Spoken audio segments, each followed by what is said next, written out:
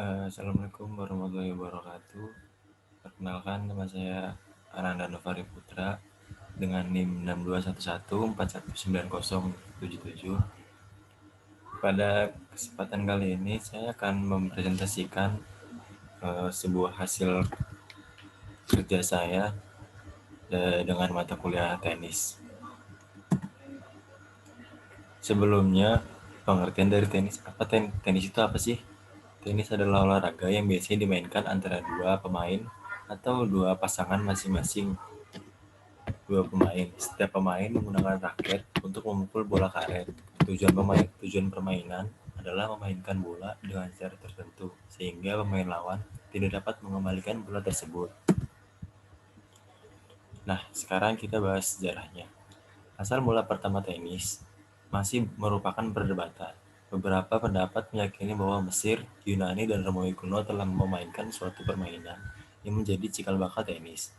Gambar atau pernyataan mengenai permainan yang menyerupai tenis tersebut belum pernah ditemukan, tetapi beberapa kata bahasa Arab yang berasal dari masa Mesir kuno dinyatakan sebagai bukti. Pada abad ke-19, barulah tenis dimunculkan kembali oleh para bangsawan Inggris dengan membangun fasilitas-fasilitas country club atau lapangan tenis di rumahnya yang besar. Karena waktu itu tenis populer dimainkan di halaman rumput, maka terkenal dengan sebutan lawn tenis atau tenis lapangan rumput. Pada masa ini juga mulai muncul bola dari karet vulkanisir yang pada waktu itu dianggap dapat mengurangi rusaknya rumput di lapangan tanpa mengurangi elastisitas dari bola tersebut. Nah, ini tadi sejarah dari tenis. Jadi, tenis itu berkembangnya baru di abad ke-19. Itu juga yang mainin tuh orang-orang kaya dengan rumah-rumah yang besar, dia membangun sebuah lapangan di halaman rumahnya itu. Terus kenapa dipakai lapangan rumput supaya bolanya itu nggak rusak, terus nggak ngerubah elastisitas dari bola itu sendiri sih. Nah, selanjutnya ada sejarah tenis di Indonesia. Tenis mulai berkembang pada tahun-tahun 1920-an. Seiring kian banyaknya murid-murid Indonesia memasuki sekolah-sekolah menengah, khususnya di kota-kota besar seperti Jakarta dan Surabaya. Mereka umumnya para siswa Stovia, Press School, dan IAS yang pada perkembangannya memperkenalkan olahraga ini ke kalangan yang lebih luas. Tenis pun mulai dimainkan atau dipertandingkan dalam kegiatan berbagai organisasi pemuda di masa itu. Olahraga ini pun mulai dilihat sebagai penghimpun massa terutama kaum nasionalis yang mencita-citakan kemerdekaan Indonesia. Tanggal 26 Desember 1935 kemudian dicatat sebagai hari lahir PLT. Gagasan pendirian PLT sendiri yang dikemukakan pada kejuaraan tenis di Semarang itu berasal dari Mr. Budianto Martoatmojo, tokoh tenis dari Jember. Ia kemudian dianggap sebagai pencetak dasar utama pendirian organisasi PLT. Ketika menguraikan asas dan tujuan pendiriannya, ia mengatakan bahwa PLT sebagaimana organisasi kebangsaan lainnya sama sekali tidak bersifat mengasingkan diri, maka PLT akan selalu siap bekerja sama dengan persatuan tenis manapun dan dengan apa saja asal atas dasar saling menghargai. Lalu kita akan membahas peraturan dan ketentuan dari tenis lapangan. Sama seperti olahraga-olahraga lapangan lainnya, tenis awalnya juga harus dilakukan pengundian menggunakan koin atau alat las semacamnya untuk menentukan siapa yang berhak untuk pertama kali melakukan serve. Lalu semua peserta memulai permainan dari arah kanan dan serve silang ke lawan. Bola harus memantul satu kali dan baru boleh diterima oleh lawan lalu dikembalikan. Lawan tidak boleh memukul balik bola apabila bola belum sama sekali menyentuh lapangan. Jadi kalau kita serve awal dan memukul bola ke arah lawan nggak boleh memukul balik sebelum bola itu mantul.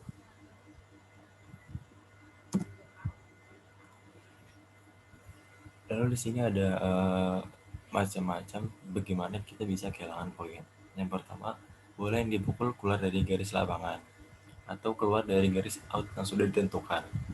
Memukul bola dua kali, jadi Misalkan raket kita sudah mengenai bola, lalu setelahnya mengenai bola sebelum bola itu menyeberang, itu dinyatakan kehilangan poin atau foul. Yang ketiga, bagian tubuh pemain termasuk pakaian dan aksesoris menyentuh net atau sisi lapangan lawan.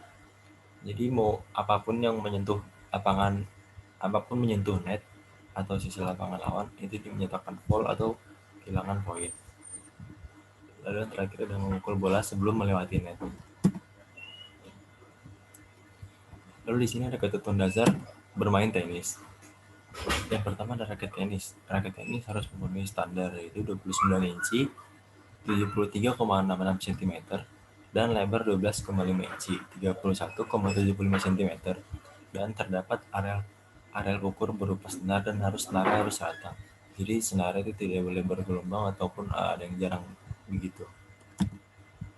Selanjutnya ada net tenis. Perbedaan tinggi antara pinggir net dengan bagian tengah. Pada bagian tengahnya dibuat lebih pendek sedikit, yaitu 0,914 meter. Jadi bagian tengah net tenis itu harus dibuat lebih pendek daripada bagian pinggirnya. 4 mm-nya harus tepat. Sedangkan bagian pinggir tingginya 1,07 meter, dan pada bagian tengah terdapat tali untuk memastikan bagian tengah net lebih rendah dari bagian pinggir. Jadi itu ada tanda kalau dan harus dipastiin kalau bagian tengah net itu harus lebih rendah daripada bagian pinggirnya. Selanjutnya adalah bola tenis. Untuk bola tenis terbuat dari karet dan dilapisi bola optik dengan diameter bola antara 6,541 cm sampai dengan 6,858 cm. Sedangkan untuk berat bola tenis harus memenuhi standar, yaitu antara 56 gram sampai 59,4 gram. Nah, selanjutnya bagian paling penting adalah lapangan tenisnya. Lapangan dalam permainan tenis harus rata. Untuk luasan harus memenuhi standar internasional, yaitu dengan panjang 23,78 meter dan dibagi dua sama panjang. Untuk lebar lapangan, permainan tunggal yaitu 8,23 meter. Sedangkan untuk permainan double atau ganda harus menambah alih 1,37 meter di kedua sisinya. Untuk garis lapangan harus memiliki ketebalan tertentu, yaitu 1-2 inci, sekitar 25,4 sampai 50,8 mm. Khusus untuk garis baseline, sama seperti antara bagian kiri dan kanan di dalam lapangan, terdapat dua kotak kecil dengan ukuran 6,40 meter dan memiliki lebar yang sama. Kotak tersebut berfungsi sebagai area pantul ketika kalian melakukan serve. Jadi kotaknya itu ketika kita serve itu akan mantul di situ. Selanjutnya ada papan skor permainan. Perhitungan skor dalam tenis ini sangatlah berbeda dengan olahraga yang lainnya. Saat kita mencetak poin, kita tidak langsung mendapatkan satu game. Jadi beda banget sama bulu tangkis. Jadi kalau bulu tangkis itu misalkan kita mendapat poin itu warna 1. Kalau tenis enggak. Kalau untuk mendapatkan satu game, kita harus mencetak beberapa poin terlebih dahulu, dan ini disebut poin kecil. Untuk poin kecil dimulai dari angka 00. Jika kita mencetak poin, maka skor berubah menjadi 15-0. Jika kita mencetak poin lagi, maka kita akan berubah menjadi 30-0. Dan apabila kita bisa mencetak poin lagi, maka skor akan menjadi 40-0. Untuk dose dilakukan apabila skor sama kuat 40-40. Tapi apabila serve mendapatkan poin lagi, maka akan terjadi game atau permainan selesai. Dalam satu permainan harus memenangkan 6 game. Pemain dianggap memenangkan pertandingan jika skor 6-0. Akan tetapi, jika permainan sama kuat dengan skor 6-6, maka diadakan game ke-7 dan dilakukan poin-poin kecil tiebreak yang berbeda dengan game-game sebelumnya. Tiebreak menggunakan skor kecil 0, 1, 2, 3, 4, 5, 6, dan 7. Dan jika skor 6-6, maka dilakukan dulu sampai permainan berakhir atau ditentukan keluar pemenangnya. Lalu selanjutnya ada teknik dasar permainan tenis lapangan. Yang pertama ada cara memegang raket dengan cara Eastern Style, Continental Style, Semi-Western Style, dan Western Extreme Style. Selanjutnya ada sikap menerima servis. Yang pertama kita harus memegang raket di depan badan salah satu tangan. Tangan yang lain memegang leher raket harus setinggi bahu, badan agak membungkuk, berdiri dengan kaki agak dibuka, berat badan agak condong ke depan, dan pandangan harus melihat net. Selanjutnya ada teknik pukulan. Yang pertama ada forehand drive, hampir mirip dengan bulu tangkis, namun ini jelas berbeda karena pegangan tangan sudah beda. Yang pertama, tangan memegang raket, raket diayun dari belakang, perkenaan bola di samping pinggang, gerakan lanjutan dilakukan dengan lengan lurus ke depan. Selanjutnya ada backhand drive, hampir sama seperti forehand drive, namun bedanya tangan diputar ke dalam, perkenaan bola tepat di samping kiri pinggang, dan gerakan lanjutannya ke arah depan. Selanjutnya ada service, pegang raket dengan cara kontinental, berat badan dan ke depan saat bola dilambungkan. Bola dilambungkan ke sebelah kanan badan, lalu lutut ditekuk, kemudian memukul bola dengan posisi tangan lurus. Kaki belakang pindah ke depan, badan menjaga keseimbangan, jadi jangan sampai goyang untuk melakukan sebuah serve yang baik. Selanjutnya ada pukulan volley atau smash. Pegang raket, lalu berat badan di kaki belakang dilangkahkan ke depan. Pada saat perkenaan bola, tangan harus diluruskan dan pukulan tidak terlalu keras. Selanjutnya pukulan melambung atau lob. Pegang raket tarik belakang, perkenaan bola dilakukan secara rileks dan berlahan. Lanjut, usahakan bola uh, melambung, lalu gerakan lanjutan diarahkan ke depan. Selanjutnya ada pukulan overhead smash. Ini biasanya overhead smash itu dilakukan untuk mencetak poin ya. Yang pertama adalah pegang raket, lalu angkat raket ke atas, kaki kanan di belakang, perkenaan bola tepat di atas kepala. Ini memukulnya mungkin harus sekuat tenaga untuk menghasilkan poin. Selanjutnya pukulan chop atau pukulan tipu. Pegang raket, putar badan samping kiri, tarik raket ke samping kanan, perkenaan bola pada posisi di samping badan, gerakan mengikuti arah pukulan ke depan. Jadi kita sekiranya ingin memukul kencang atau memukul biasa, namun ini memukul dan bola tepat jatuh di depan net.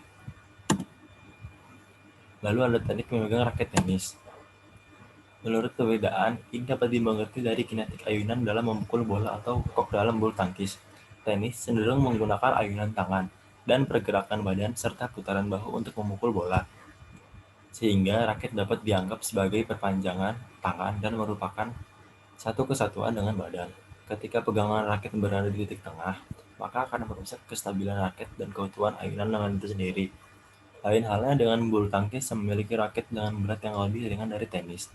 Bulu tangkis lebih banyak menggunakan gerakan pergelangan tangan daripada keseluruhan lengan hingga bahu itu sendiri. Sehingga pegangan di tengah gagang justru lebih memperkuat cengkraman. Mungkin itu saja yang bisa saya sampaikan dari hasil resume saya sendiri. Jika ada kurang lebihnya saya mohon maaf, dan jika ada yang ingin ditanyakan silakan berkomentar di kolom komentar.